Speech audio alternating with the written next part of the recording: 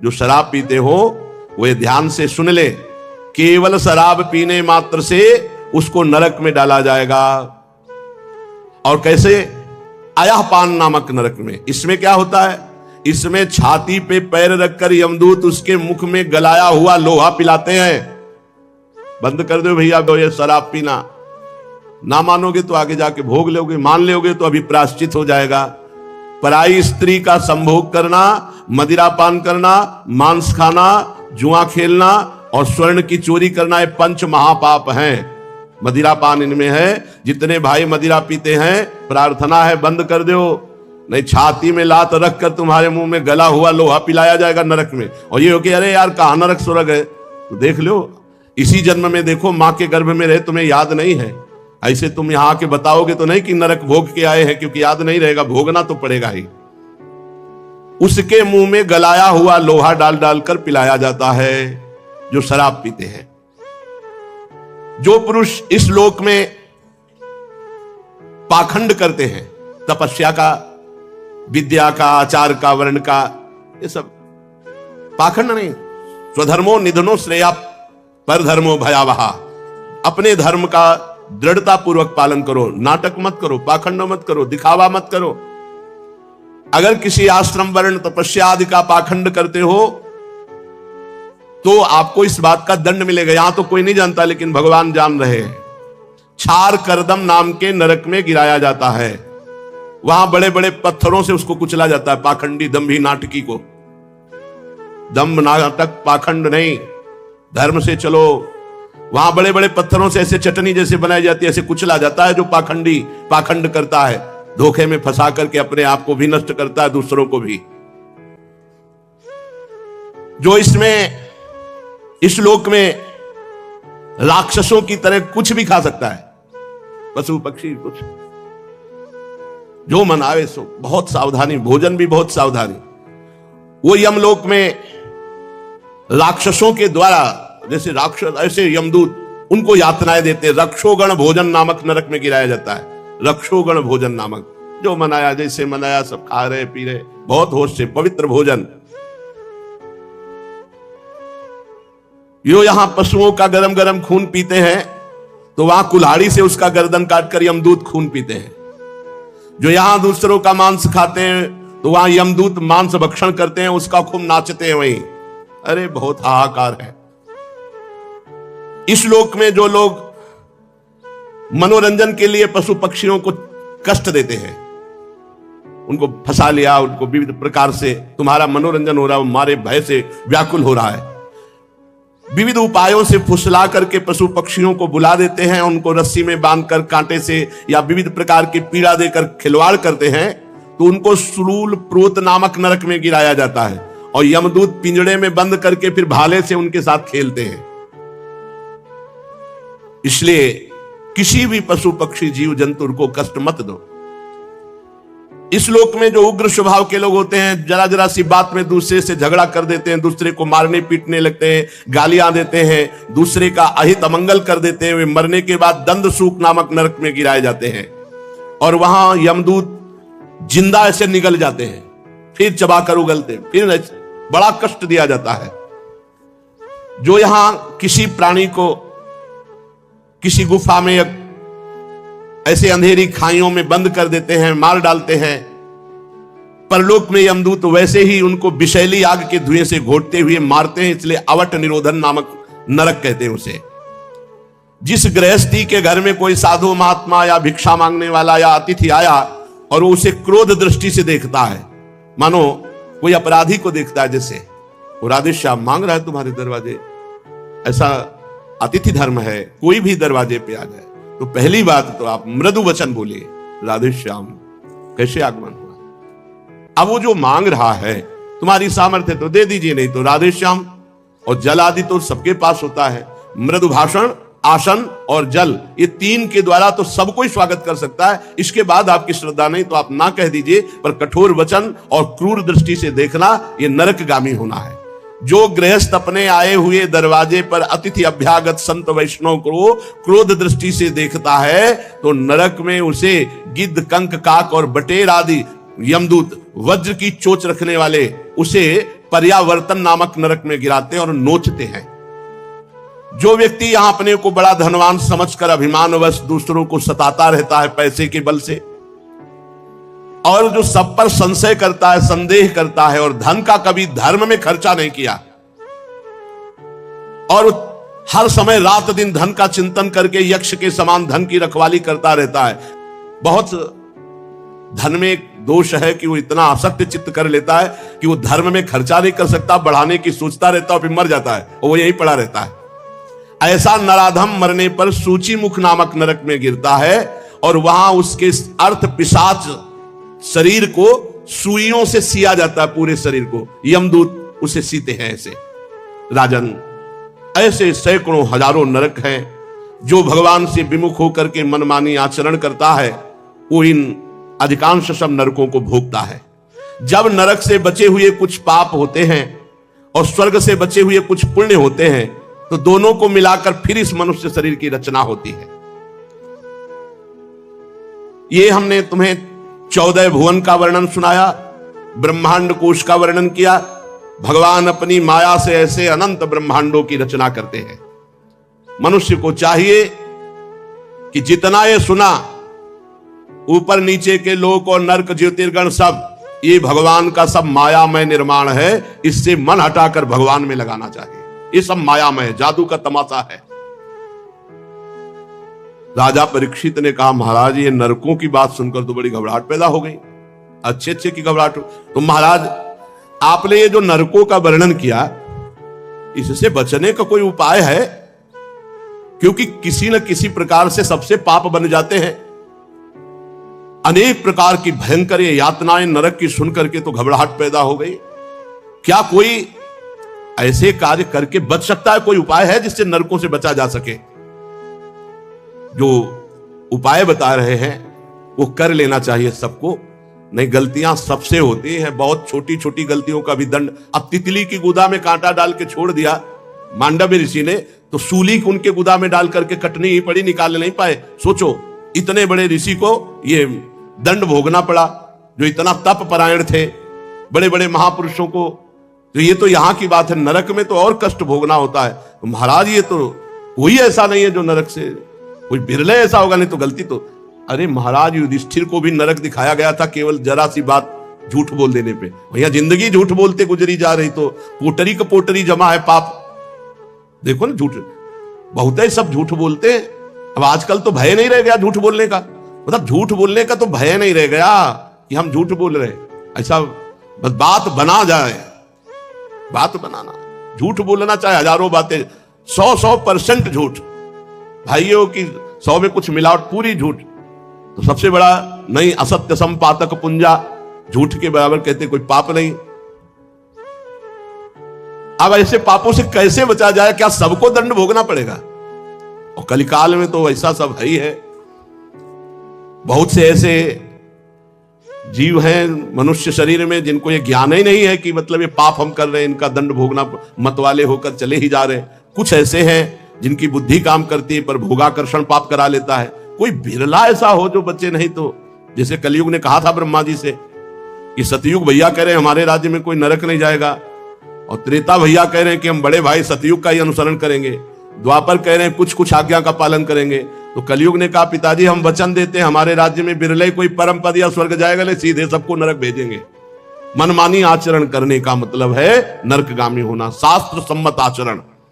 तो महाराज आप कृपा करके उपदेश करो कि नरक ना जाना पड़े, नरक से बचा जाए। बड़ा भयंकर है नरक। श्री सुखदेव जी ने कहा, ध्यान से सुनना, मनुष्य मन, वाणी और शरीर से जो पाप कर्म करता है उसे अवश्य भोगना पड़ता है। यदि वो उन पापों का प्रायश्चित कर ले मरने के पहले, तो उसे उन भयंकर यातनापूर्ण नरकों में नहीं जाना पड़ेगा जो मैंने तुम्हें अभी वर्णन सुनाया। प्रायश्चित कर ले अपने हर पाप का।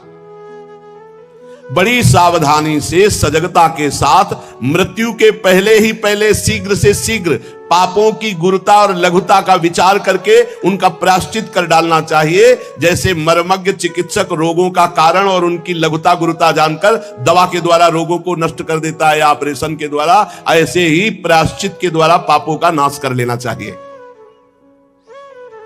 राजा परीक्षित जी ने पूछा, भगवान, मनुष्य राजदंड, समाज दंड और लौकिक शास्त्रोक्त नरक गमन आदि परलौकिक कष्टों से ये जान करके कि ये पाप है उसको दंड मिलेगा, पाप वासनाओं से विवश होकर बार बार पाप करता है, ऐसी अवस्था में उसके पापों का प्रायश्चित कैसे हो सकता है? एक बार पाप किया वो प्रायश्चित कर ले, ठीक, फिर पाप, फिर पाप, फिर पाप, तो प्रायश्चित कैसे हो सकता है?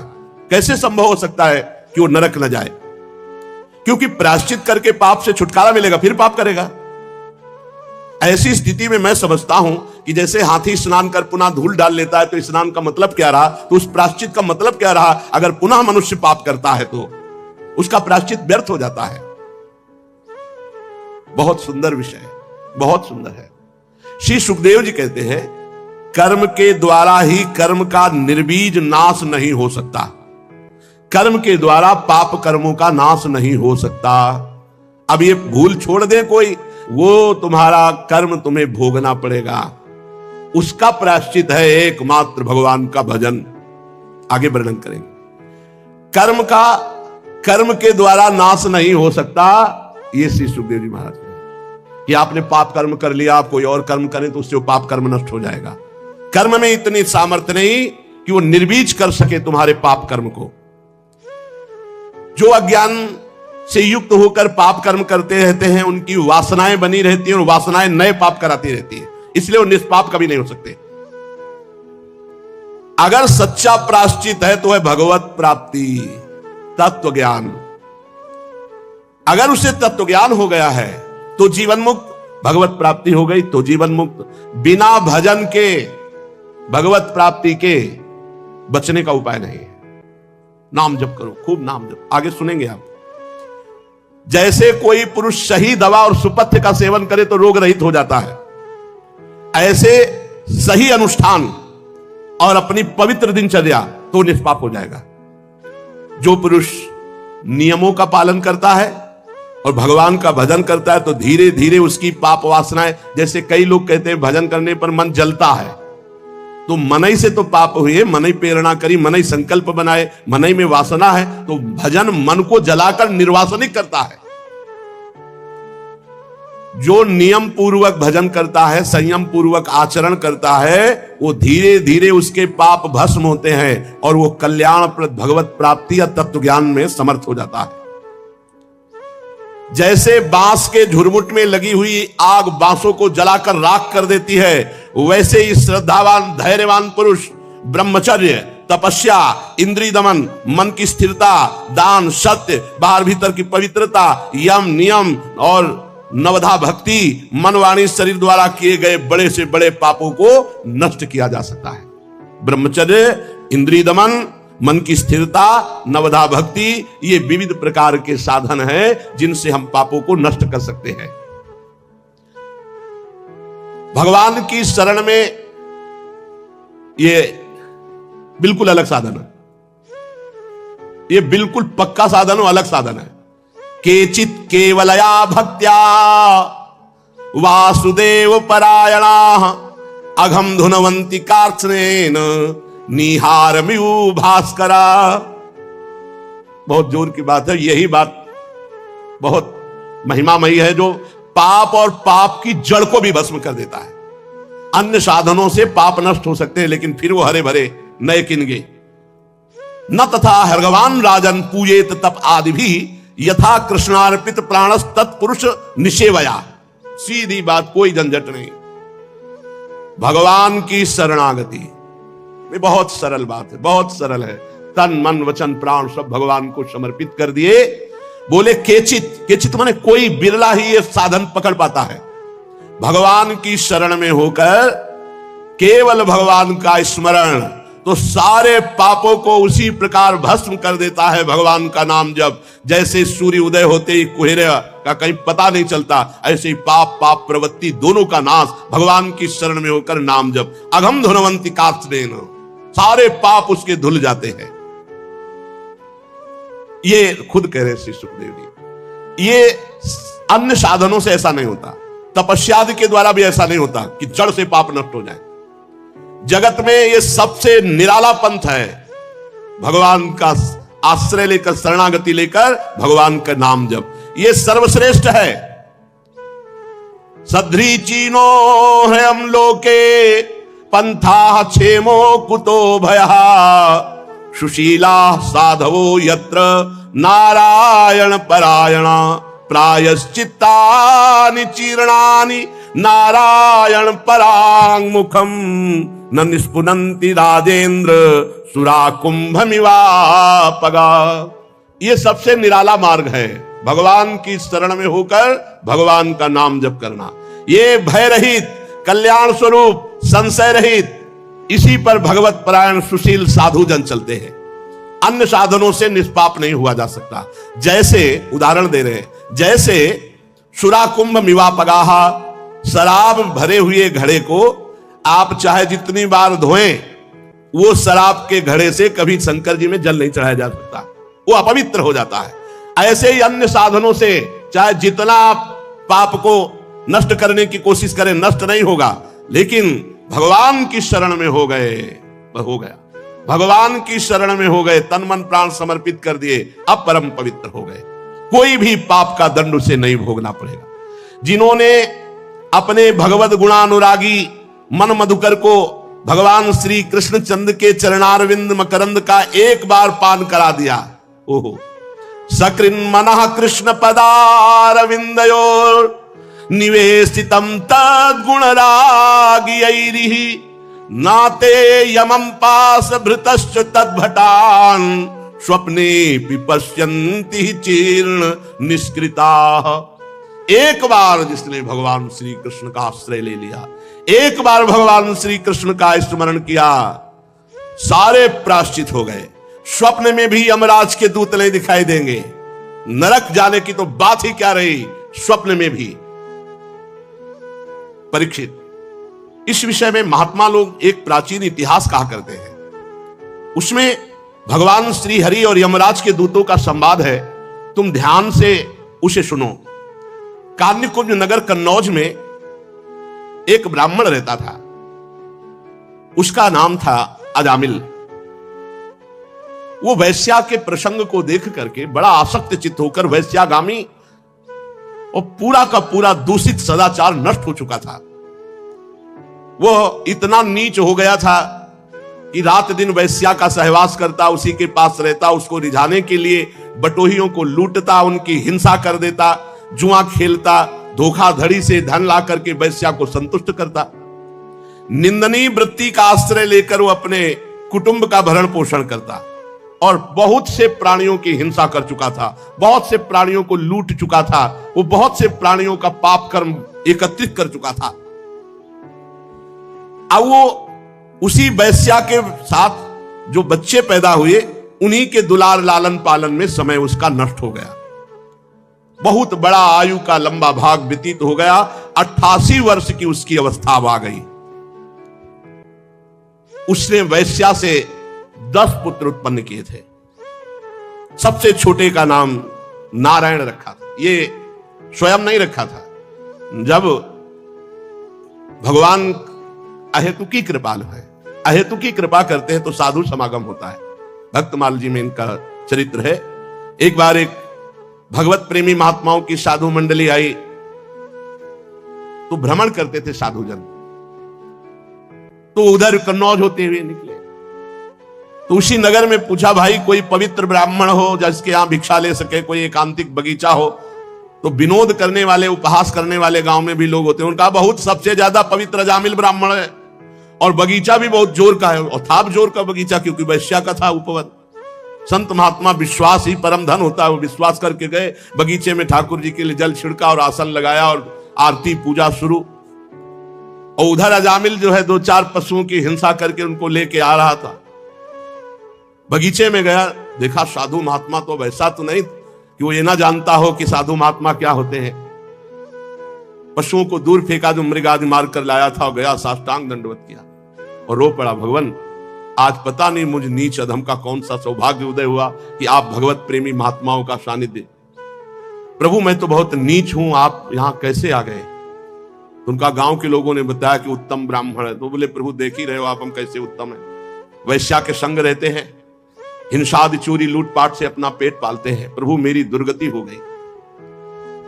तो उनका अब तो कोई साधन बन नहीं सकता, अब हम तुम्हारे भाग्य की रेखा देख रहे हैं, एक पुत्र और होगा, उसका नाम नारायण रख देना। और संतों ने अपना आसन उठाया और अपवित्र स्थान में भगवान का भोग बनाना, भगवान का भोग लगाना हो नहीं सकता, वहां से चल पड़े। कुछ समय बाद जो 10वां पुत्र हुआ उसका नारायण नाम रखा। सबसे छोटे का नाम नारायण था।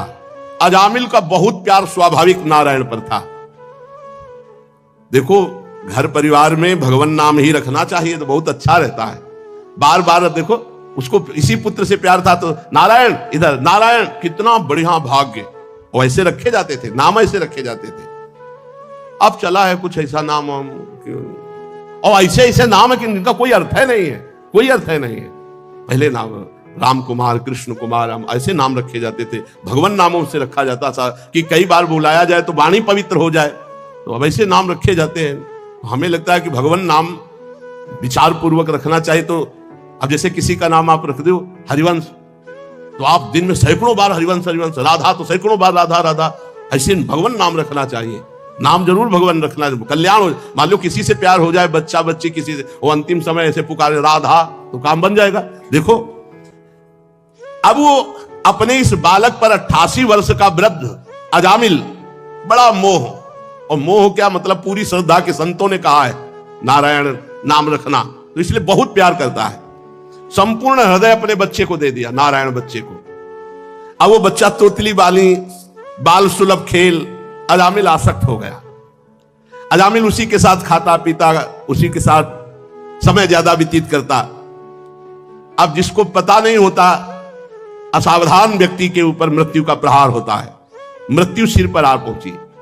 मूर्ख और बूढ़ा अजामिल, मृत्यु का समय जब आया तो थोड़ी दूर पर बालक खेल रहा था, बोलने की हिम्मत थी तो एक आवाज बोली, नारायण। अपने बच्चे को बुलाया।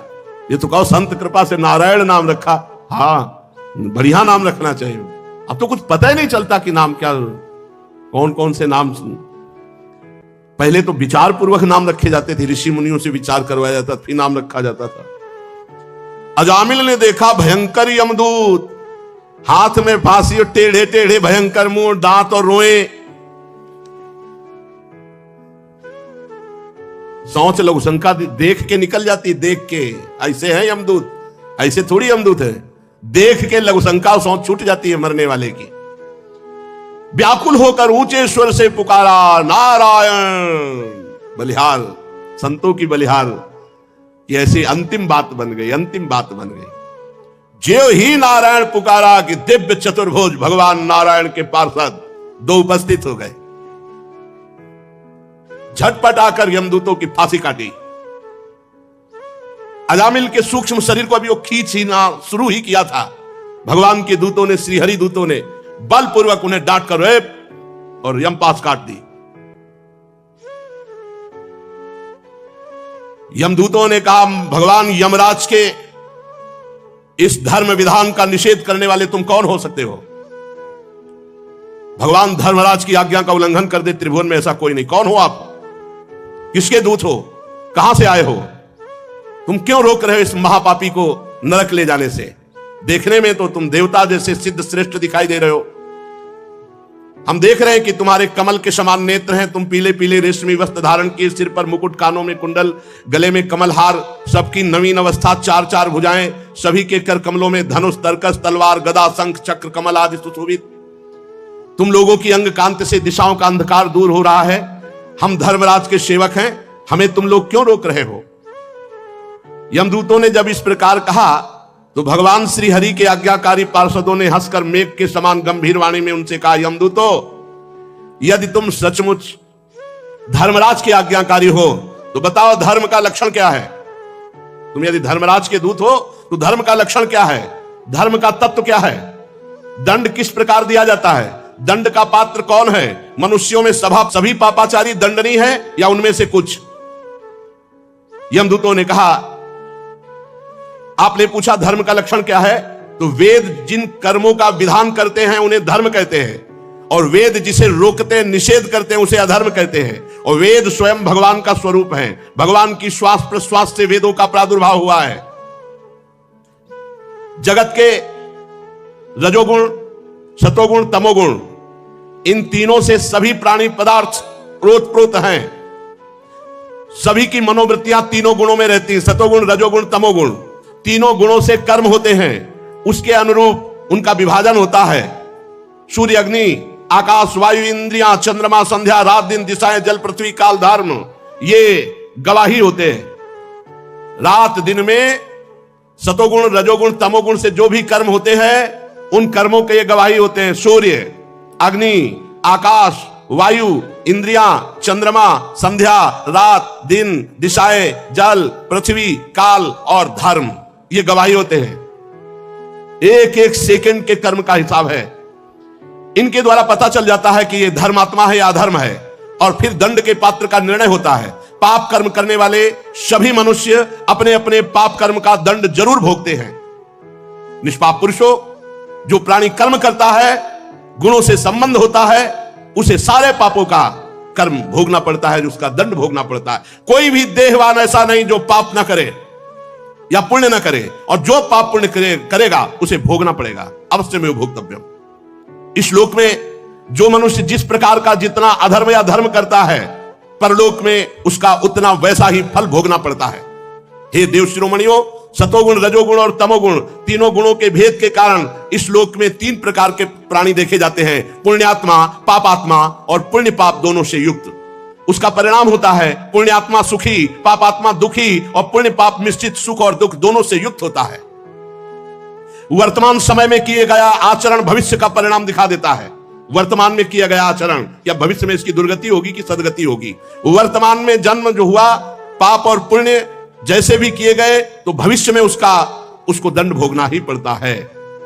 हम स्वामी अजन्मा भगवान सर्वज्ञ यमराज के दूत हैं। हमारे स्वामी सबके अंतःकरणों में विराजमान है, किसी को कुछ बताने की जरूरत नहीं है। जो मन से सबको देख लेते हैं और उसी के अनुसार वो दंड देते हैं, इसमें किसी को बताने की जरूरत नहीं। यमराज स्वयं सबके हृदय में विराजमान है। जैसे सोया हुआ ज्ञानी पुरुष स्वप्न के समय प्रतीत हो रहे कल्पित शरीर को अपना वास्तविक शरीर मानता है, सोए हुए अथवा जागने वाले शरीर को भूल जाता है, वैसे ही जीव पूर्व जन्मों की याद भुलाकर इस शरीर में वर्तमान में जो भी कर्म करता है उसको दंड भोगना पड़ता है। सिद्ध पुरुषों, जीव शरीर से 5 कर्मेंद्रियों से लेना देना, चलना फिरना आदि काम करता है, और 5 ज्ञानेंद्रियों से रूप रस आदि 5 विषयों का भोग करता है।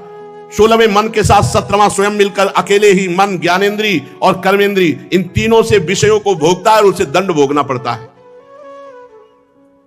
जीव का 16 कला और 3 गुणों वाला ये सूक्ष्म शरीर बार बार जन्म, बार बार मरण यही भोगता है।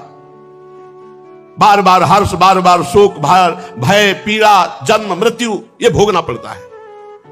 कामवश पाप करता है, काम से प्रेरित होकर। क्रोधवश पाप करता है, लोभवश पाप करता है, मोहवश पाप करता है, अहंकारवश पाप करता है, ईर्ष्यावश, इनके द्वारा पाप कर्म होता है और उसे भोगना पड़ता है।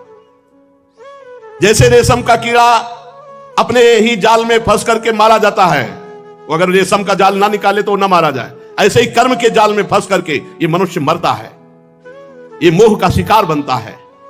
कोई शरीरधारी जीव एक क्षण भी कर्म किए बिना नहीं रह सकता। प्रत्येक प्राणी से स्वाभाविक माया विवश करके कर्म कराती है। जीव को पूर्व जन्मों के पाप पुण्य संस्कारों के अनुसार ये शरीर प्राप्त होता है, स्थूल शरीर, सूक्ष्म शरीर। उसी के अनुसार उसकी वासनाएं होती हैं, उसी के अनुसार उसकी क्रियाएं होती हैं, और उसी के अनुसार उसको भोगना होता है। देव शिरोमणियों, आप जानते हो अजामिल बड़ा पापी है वर्तमान में। पहले ये शास्त्रज्ञ था, शील सदाचार सद्गुण संपन्न था। ये ब्रह्मचर्य का पालन कर रहा था, इंद्रियों को शासन में ले रहा था, पवित्र था। इसने गुरु अग्नि अतिथि वृद्ध पुरुषों की उपासना की थी, समस्त प्राणियों का उपकार चाहता था। पर एक दिन ये अपने ब्राह्मण पिता के आदेशानुसार वन में गया और वहां से फल फूल समिधा कुछ लेकर लौट रहा था। लौटते समय देखा कि एक भ्रष्ट वैश्या किसी कामी पुरुष से निर्लज्जता पूर्वक विहार कर रहा है। वैश्या ने भी शराब पी रखी थी, वो भी मतवाली हो रही थी। पुरुष के साथ ऐसे देख करके अजामिल का मन चंचल हो गया। अब ये लाख उपाय किया अपने मन को संभालने का, लेकिन ये काम के वशीभूत हो गया। यद्यपि बहुत धैर्य और ज्ञान का प्रयोग किया, पर काम वेग से विचलित होकर मन को ना रोककर ये पूरी शक्ति से वैश्या को रिझाने में लग गया। वैश्या को निमित्त बनाकर काम पिशाच ने इस अजामिल का नाश कर दिया। अब ये शास्त्र संबंधी सारी पवित्रता और चेष्टा मर्यादा छोड़कर वैश्या को रिझाने में लग गया। वैश्या के साथ सहवास और अपने घर की सारी संपत्ति वैश्या को दे दी। ये धर्म भ्रष्ट हो गया और वैश्या के ही पास रहने लगा। अब सुंदर सुंदर वस्त्र आभूषण आदि से वैश्या को प्रसन्न करना, धीरे धीरे धीरे धीरे चोरी, हिंसा, जुआ, शराब सब आ गए दोष। स्वच्छंद चारणी कुलटा वैश्या के अधीन होकर के इसने सब शास्त्र विरुद्ध आचरण किए। इस पापी ने शास्त्र आज्ञा का उल्लंघन किया, स्वच्छंद पापाचरण किया, ये शास्त्र निंदित कार्य किए। ये वैश्या के मल समान शरीर और अन्न से पला, इसलिए अब हम इसे ले जाएंगे और नरक में यंत्रणा देकर इसको पवित्र करेंगे। हम इस पापी को दंड पानी भगवान यमराज के पास ले जाएंगे, वहां जाकर ये दंड भोगेगा तब पवित्र होगा। ये सुनकर भगवान के पार्षदों ने हंस दिया और कहा, यमदूतों, बड़े आश्चर्य की बात है कि तुम धर्मराज के दूत हो और पूर्ण धर्म का तुम्हें ज्ञान नहीं। तुम एक निरपराध को दंड दे रहे हो। भला निरपराध को दंड कैसे दिया जा सकता है? जिस समय इसने अपने अंतिम समय अपने पुत्र के बहाने बुलाया नारायण, उसी समय इसके सारे पाप नष्ट हुए। ये बात समझ लो, कोई भी तपस्या इतनी पवित्र नहीं कि सारे पाप नष्ट कर सके। यदि गोविंदेति चुक्रोशी कृष्णा माम दूरवासिनम ऋण में तत्प्रबद्धम में हृदयान्नापशरपति। गोविंद गोविंद, चाहे जितनी दूर से गोविंद गोविंद, हरि हरि, कृष्ण कृष्ण, सब पाप नष्ट हो गए, भगवान ऋणी हो जाते हैं। साधारण धर्म का ज्ञान तुमने वर्णन किया, असाधारण धर्म का ज्ञान तुम्हें नहीं। यह विश्वासघात होगा इसके साथ यदि मैं तुम्हें ले जाने दूं। यमदूतों, एक जन्म का नहीं, बस यही सब शास्त्रों की कृपा से बात आई, तभी हमारे हर प्रश्न का उत्तर नाम होता है। हर प्रश्न का उत्तर अयम ही कृत निर्वेशो जन्म कोट्यं हंसमामपि यद व्याजहार विवशो नाम स्वस्तयनम हरे। इसने मेरे हरि का नाम जब उच्चारण किया तो इस जन्म के नहीं, करोड़ करोड़ जन्मों के पापों का प्रायश्चित हो गया। अब यह भगवान के परम पद को प्राप्त होगा, 1 रुपया नहीं लगता। तुम स्नान किए हो कि नहीं किए हो यह भी प्रश्न नहीं है। अपवित्र पवित्रो वा सर्वावस्थांगतो विवाह यह स्मरेत पुंडरीकाक्षम सवायाभ्यंतरा शुचि। हरि हरि, कृष्ण कृष्ण, राधा राधा राधा, हो गया, सब पापों का प्रायश्चित हो गया। अयम ही कृत निर्वेशो जन्म कोट्यंग सामपि, करोड़ों जन्मों के पापों का इसने प्रायश्चित कर लिया जिस समय इसने हमारे स्वामी नारायण का नाम पुकारा। एते नैव भृगोनोश्य कृतम स्याद घनिष्कृतम यदा नारायणायेति जगाद चतुरक्षरम। जिस समय 4 अक्षर पुकारा नारायण, उसी समय ये पूर्ण निष्पाप हो गया, पूर्ण निष्पाप हो गया, समस्त पापों का प्रायश्चित कर लिया। ध्यान दो, भगवान के पार्षद बोल रहे, इस्तेनः शुरापो मित्र ध्रुव ब्रह्मा गुरुतल्पगः स्त्री राज पितृ गोहंता ये च पातकिनो परे सर्वेशामप्यघवता मिदमेव सुनिष्कृतम नाम व्याहरणम विष्णुर यतस्तद्विषयामति। चोर, शराबी, मित्रद्रोही, ब्रह्मघाती, गुरुपत्नीगामी, ऐसे लोगों का संगी, स्त्री, राजा, पिता, गौहत्या, चाहे जितना बड़ा पाप हो गया हो और भगवान की शरण में आकर ये उच्चारण कर दे हरि हरि हरि, कृष्ण कृष्ण कृष्ण, गोविंद गोविंद गोविंद, बस सब पापों का प्रायश्चित हो गया। अहम त्वं सर्व पापेभ्यो मोक्षयिष्यामि। हमारी इच्छाएं हैं, यदि हम इच्छा का त्याग कर दे तो प्रभु से भी इच्छा करने की आवश्यकता नहीं है। वो अपने आप योगक्षेमम वहाम्यहम, वो आगे से आगे व्यवस्था करते हैं। सत्य कहते हैं, आवश्यकता बाद में होती है, व्यवस्था पहले हो जाती है। एक बार नहीं, लाखों बार ये अनुभव किया गया। एक भक्त नहीं, अनंत भक्तों ने ऐसा अनुभव किया। आवश्यकता बाद में, उसकी पूर्ति पहले ही हो गई है। पता बाद में चलता है। हम बोले ऐसा चाहिए और पूर्ति पहले है, वो तो है, पहले से ऐसे ऐसा हो गया है। क्या हुआ? आप अपनी निष्ठा से चूक गए, इच्छा कर ली, प्रभु ने पहले पूर्ति कर रखी थी। बोले हमारी तो नहीं होती, क्योंकि आप इच्छाओं के गुलाम हैं, प्रभु के दास नहीं। इसलिए अवश्य में भोक्तव्यम कृतम कर्म शुभाशुभम, भोगना पड़ेगा आपको। जो अशुभ कर्म कर रहे हो, जो शुभ कर्म, सुख और दुख दोनों यदि भगवान में स्थित हो तो सुख दुख के परे स्थिति होती है भक्त की। भारी से भारी बाहरी दुख दिखाई देगा, बाहरी सुख दिखाई देगा, उसकी स्थिति में सुख और दुख प्रवेश नहीं कर सकता। हमारी साधना का परम लक्ष्य है चाह मिटाना, इच्छा मिटाना, चिंता शोक रहित हो जाना। फिकर फार फकनी करे ताको नाम फकीर। कोई इच्छा नहीं रहेगी, सद की भी इच्छा नहीं। क्या स्थिति है, सद की भी चाह नहीं रहेगी, असत की तो बात क्या। जो सद असत से परे प्रेम तत्व है वो इच्छा रहित उपासक के हृदय में प्रकाशित होता है। जाही न चाही कबहू कछु, तुम सन सहज सने। सहज प्रेम प्रभु से हो जाएगा, जैसे भी सहज प्रेम विषयों से ऐसे प्रभु से हो जाएगा। बस इच्छा रहित हो जाओ। पूज्य श्री सदगुरुदेव भगवान प्रथम जिन्होंने इस मार्ग में अंगुली पकड़ के चलाना सिखाया। कोटि कोटि बलिहारी है श्री हरि की कि ऐसे सदगुरु मिलते गए जो आगे बढ़ाते गए। बचपन से ही उन्होंने यही शिक्षा दी, कभी कोई इच्छा मत करो, जैसे प्रभु रखे वैसे राजी रहो। और स्वयं में ऐसी दिनचर्या थी। 20 वर्ष से वो फलाहार करते थे। गांव में फलाहार में आलू और गुड़ के सिवा क्या है। गांव के किसान जो पैदा करते उसमें वो सेवा करते। कोई अंगूर फल सेव संतरा ऐसा। और नियमावली, नारियल का खप्पर ऐसे रखा और आपने पूछ लिया स्वामी जी डालें, खप्पर पलटा के रख दिया, हो गया बच्चा। पहले सिखा दिया जाता था पूछ मत लेना, थोड़ा डाल, स्वामी जी और डाले, बस उतने से ऐसे हाथ रख देते। हां कहना उनके जीवन में नहीं था, ये दे दो कहना जीवन में नहीं था, भिक्षा करवा दो ऐसा जीवन में नहीं था। इसीलिए फलाहार करते थे। कई कई दिन थोड़ा गुड़ पा लिया, कभी कोई थोड़ा दूध ले आया। एक बार 24 घंटे में रात दिन माला में रहते थे। जब देखो तब माला में। फलाहार में निद्रा अपने आप खत्म हो जाती है। अच्छा फलाहार करने वाले की बात नहीं कहते कि विविध प्रकार के पदार्थ जो ऐसे रूखा सूखा तो तमोगुण खत्म हो जाता है, नींद नहीं। तो हम जब गुरुदेव भगवान को देखते तो बैठे मिलते। 2 बजे रात का संस्कार उन्हीं का डाला हुआ है। ए उठ, देख किसान लोग खेत जोतने जा रहे हैं। जब वो अपनी क्रिया में प्रमाद नहीं करते, भजन में प्रमाद नहीं करते, तो ऐसे अपने आसन के नीचे शयन कराते। उठ बैठ, माला ले, चल नाम जप कर। गुरुदेव की कृपा आज तक वही गुरुदेव की कृपा जगाती है और दिनचर्या में लगाए हुए हैं। 2 बजे की दिनचर्या पूज्य सदगुरुदेव भगवान का बाल अवस्था में डाला हुआ संस्कार। और नाम जप ही सर्वोपरि है, ये डाला हुआ संस्कार। नाम जप से ही रूप का प्रकाश होता है, ये विश्वास गुरुदेव ने ही दिया था।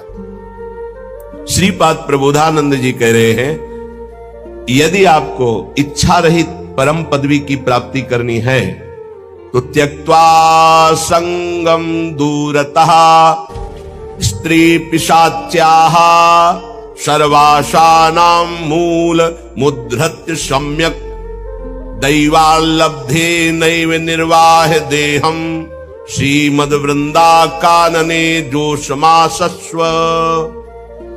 भाई, यदि तुम्हें प्रियालाल की प्राप्ति करनी है, संसार चक्र से मुक्त होना है, तो मेरी बात मान लो। संगम त्यक्त्वा, किसी का भी संग न करो। भगवत प्रेमी महात्मा ये किसी में नहीं आते हैं।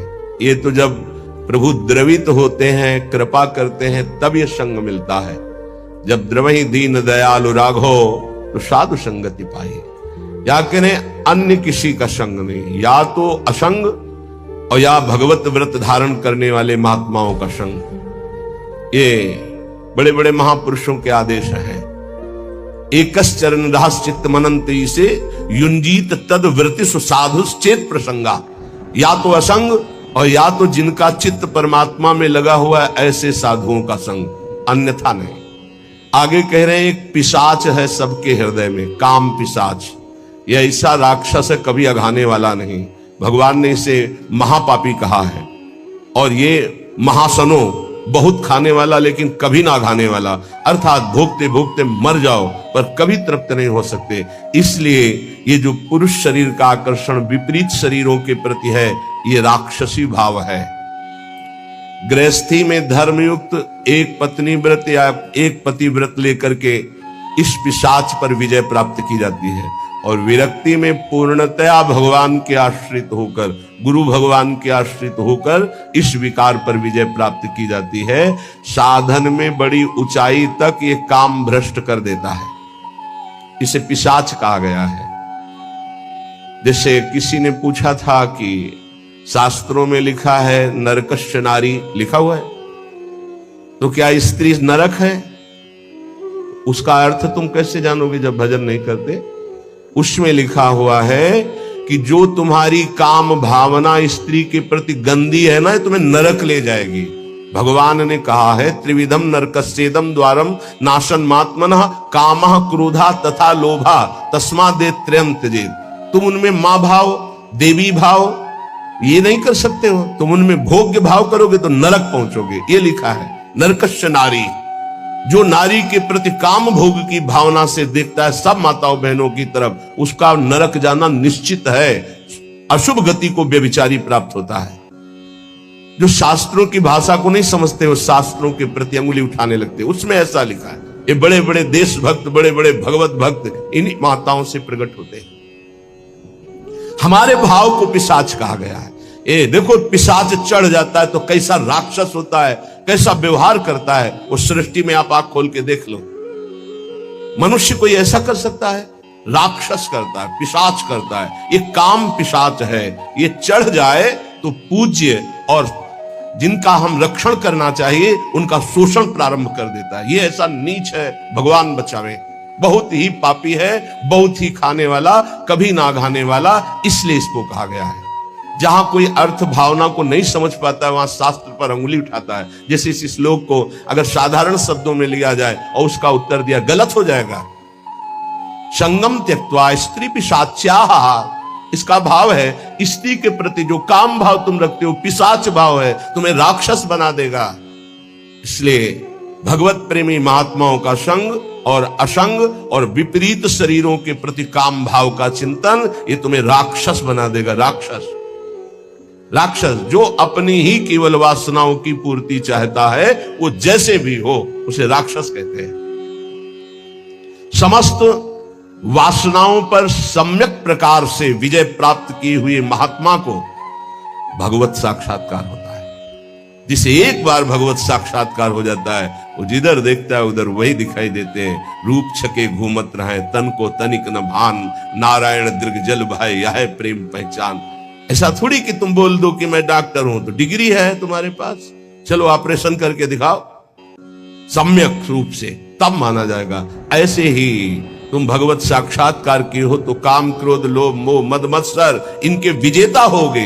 मान अपमान निंदा स्तुति इनको समान समझने वाले होगे। तभी कह रहे सम्यक रूप से समस्त वासनाओं का मूलच्छेद करके जो दैव के द्वारा प्राप्त, प्रारब्ध के द्वारा प्राप्त शरीर पोषण को करते हुए, देह यात्रा का निर्वाह करते हुए रात दिन भजन करता है, उसके हृदय में प्रेम प्रकाशित होता है। फिर ध्यान दीजिए, संगम त्यक्त्वा, समस्त संगों का त्यागी कहां से होता है? भगवत प्रेमी महात्माओं के संग से। सर्व संगोपहो हि माम, संतों का संग सब संगों का त्याग करा देता है। फिर कह रहे स्त्री पिशाच्याः, ये जो पिशाच भाव, राक्षस भाव माताओं बहनों के प्रति आए, प्रतिकूल शरीरों के प्रति भोगने का है, ये तुम्हारी दुर्गति कर देगा, इसका त्याग करो। सम्यक रूप से समस्त वासनाओं का मूलच्छेद करके देह निर्वाह के लिए जो भगवत विधान से होता है, उसको महलों में रखे चाहे झोपड़ी में वास दे, कोई इच्छा नहीं, ऐसी देह यात्रा का निर्वाह करते हुए वो महापुरुष भगवत साक्षात्कार के योग्य हो जाता है। उसके हृदय में प्रीति प्रकाशित हो जाती है। ना कुरु ना वद, ना कुरु ना वद किंचित विस्मराशेष दृश्यम, स्मर मिथुनम महस्तद गौर नीलम स्मरार्तम, बहुजन समवायाद दूर मुद विजया ही प्रिय निवसस्तु दिव्य श्रील वृंदावनांत। ऐसा कुछ मत कर कि तू फंस जाए। कितने कृपालु हैं हमारे गुरुजन महापुरुष, बड़े प्यार से कह रहे हैं कि तू अभी समझता नहीं है। विषय चुगा जिन चुगे मन, चुगत कछुक सुख होए, फिर फांसी ऐसी लगे तेई सम दुख न। आपको भोगने में तो लगता है बहुत अच्छा है, लेकिन उसके अंदर जो आसक्ति रूपी कांटा है वो जब फंस जाएगा तो तड़पड़ाओगे, तड़पोगे, निकल नहीं सकते। ये ऐसा दलदल है कि गुरु कृपा निकाले या हरि कृपा निकाले, दूसरा निकाल नहीं सकता। पक्का समझ लीजिए, जानते हुए भी कि ये गलत है, नहीं करना चाहिए, आप वही करोगे। यदि आपके हृदय में गुरु चरणों का आश्रय और नाम जप नहीं तो तुम्हारी ताकत नहीं कि तुम रुक जाओ। कह रहे ना करो, ऐसा कुछ मत कर कि तू फंस जाए, फिर निकलना मुश्किल हो जाए। श्री जी की कृपा ही निकालती है, ये पक्की बात समझ लो। श्री जी की कृपा निकालती है। जो भरोसे पे है वो कभी डूब नहीं सकता। जो गुरुजनों का भरोसा लिए वो कभी नहीं डूब सकता है। विश्वास रखो, चाहे जितना पतित हो गया हो, चाहे जितना नीचे गिर गया हो, एक दिन वो चमकेगा। जैसे नाव बहुत बढ़िया है लेकिन खेवैया नहीं है, तो नाव जर्जर हो और खेवैया चतुर हो तो निकाल ले जाएगा। विश्वास करो, निकाल ले जाएगा। माना आप साधनहीन बहुत पतित हो, लेकिन गुरुदेव का आश्रय ले लिया। बहुत बड़े महापुरुष श्री संत पलटू जी बहुत बड़े नाम जापक रहे, बहुत बड़े नाम जापक। रात दिन उनके हृदय में नाम चलता। पूज्यपाद उड़िया बाबा जी विशेष आदर करते थे श्री पलटू साहब का। वो कह रहे, नाव मिली केवट नहीं, कैसे उतरे पार, कैसे उतरे पार, पथिक विश्वास न आवे। महापुरुषों के वचन बहुत ध्यान से सुनिएगा। नाव मिली केवट नहीं, कैसे उतरे पार, कैसे उतरे पार, पथिक विश्वास न आवे। लगे नहीं वैराग्य यार, कैसे कह पावे। मन में धरे न ज्ञान, नहीं सत्संगति रहनी, बात करे नहीं कान, प्रीति बिन जैसी कहनी। छूटी डगमगी नाही, संत को बचन न माने, मूर्ख तजय विवेक चतुरई अपनी आने। पलटू सदगुरु शब्द का तनिक न करे विचार, नाव मिली केवट नहीं, कैसे उतरे पार।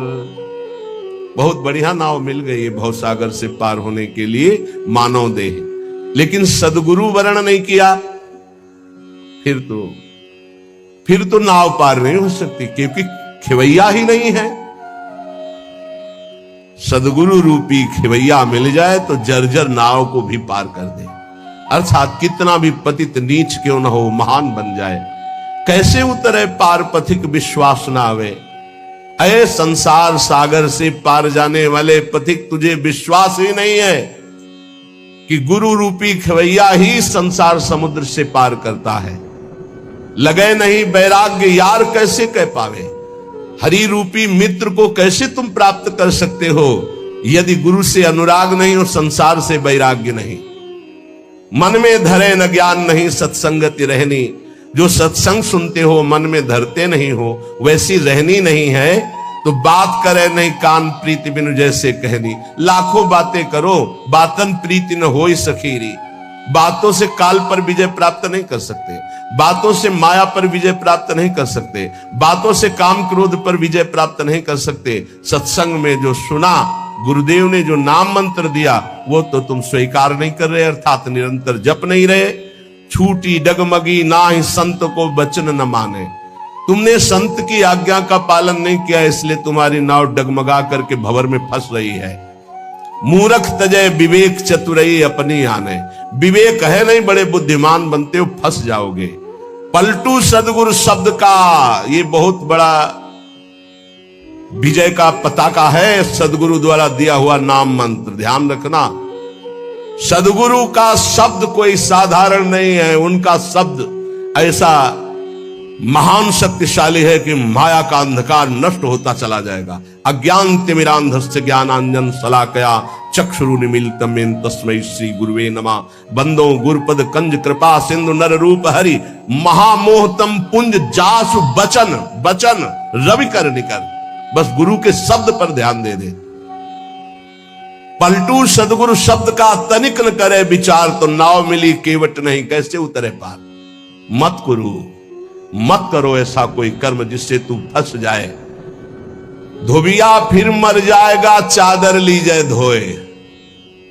ये बहुत सुंदर मानव देह मिला है, बहुत गंदगी में इसको डुबो रहे हो, मन मानी आचरण कर रहे हो, बहुत भोगना पड़ेगा। अभी समझ में नहीं आ रहा है, अभी इसलिए समझ में नहीं आ रहा कि समय है। चाहे जो बोलो, चाहे पाप कर्म बोलो, चाहे पुण्य कर्म, कोई बोलने वाला नहीं तुम्हें। लेकिन जब फसल काटोगे तब पता चलेगा तुमने बोया क्या था। माना कि अब फसल में बहुत बढ़िया आम और अंगूर की बेल लगा दी, लेकिन पीछे बबूल बोए हो तो आम खाने को अभी नहीं मिलेंगे। ये आगे की फसल है, अभी काटो पीछे की फसल। इसीलिए बड़े बड़े साधकों को, संतों को देखा जाता है शारीरिक दंड भोगते हुए, क्योंकि वो पिछली फसल है। तो तुम कैसे बच जाओगे? तुम दान पुण्य करके बच जाओगे? नहीं। इसलिए अभी समय है, अभी समय है। धोबिया फिर मर जाएगा चादर लीजिए धोए। डंके की चोट में कबीरदास जी कहते हैं, चदरिया झीनी रे झीनी, हमको जैसी दी थी वैसी की वैसी धरी दीनी, चदरिया झीनी रे झीनी। आज तक इस चादर को कभी गंदा दाग नहीं लगने दिया। हे हरि, जैसा दिया था वैसा वापस। चादर लीजिए धोए, मैल है बहुत समानी, बहुत जन्मों से तुम्हारे मन में गंदगी भरी है। चल सदगुरु के घाट, भरा जा निर्मल पानी। इस मन तन बुद्धि, इनकी गंदगी कहां धोई जाती है? सदगुरु के दरबार में। चल सदगुरु के घाट, भरा जा निर्मल पानी। निर्मल पानी ज्ञान। ऐसा नहीं करना चाहिए, ऐसा करो, ऐसा नहीं करना चाहिए। अगर आप बात मान गए तो पुराने पाप भस्म हो जाएंगे, नया पाप बनेगा नहीं। और जिससे शरीर की रचना होगी उसे भोग लो। नाम जप करते हुए ऐसी सामर्थ आ जाएगी। चादर भई पुरानी, दिनों दिन बार न की जाए। देर मत कर, पता नहीं कब मर जाएगा, कब शरीर छूट जाएगा, कोई भरोसा नहीं, कोई भरोसा। रोज फूल लेने आते थे हित धाम। 2-3 दिन जब नहीं आए तो बगीचा था ना फूलों का, तो माली से पूछा कि वो दिखाई नहीं देते। तो उनका तो पधार गए। अरे इतने स्वस्थ एकदम तेजस्वी कैसे पधार गए? बोले दिल फेल हो गया। वो आसन में बैठे थे, श्री जी का प्रसाद लाया रहे थे, प्रसाद सामने पहुंच नहीं पाया और वो पहुंच गए, शरीर छूट गया। बहुत हृदय में कि अरे इतनी स्वस्थ, इतनी कम अवस्था। चादर भई पुरानी, दिनों दिन बार न कीजिए, देर मत कीजिए, धो डालिए, पता नहीं कब छूट जाए शरीर। कैसे? सत्संगत में सौंद ज्ञान का साबुन दीजिए, छूटे कलमल दाग नाम का कलप लगावे। चलिए चादर ओढ़ बहुर नहीं भव जलावे। पलटू ऐसा कीजिए मन नहीं मैला होए, धोबिया फिर मर जाएगा चादर लीजिए धोए। क्या बात, क्या महापुरुषों की बात। सत्संग रूपी साबुन लगाकर मन के मैल को मिटा दो। जो सत्संग में सुन रहे हो, जो गुरुदेव ने नाम दिया है, वो तुम्हें निर्मल कर देगा जितना अधिक जपोगे। अगर नाम जप नहीं किया, सत्संग की बातें जीवन में नहीं उतारी, ये गंदगी छूटने वाली नहीं। कोई त्रिभुवन में ऐसा साबुन नहीं बना कि तुम्हारे मन को साफ कर सके। वो केवल गुरु प्रदत्त नाम और सत्संग। दीपक बारा नाम का महल भया उजियार। ये देखो, महल भया उजियार, नाम का तेज विराजा। शब्द किया प्रकाश मानसर ऊपर छाजा। दसों दिशा भई शुद्ध बुद्ध भई निर्मल साची। छूटी कुमति की गांठ सुमति प्रगट हुए नाची। होत 3600 राग दाग त्रिगुण का छूटा, पूरन प्रगटे भाग करम का कलसा फूटा।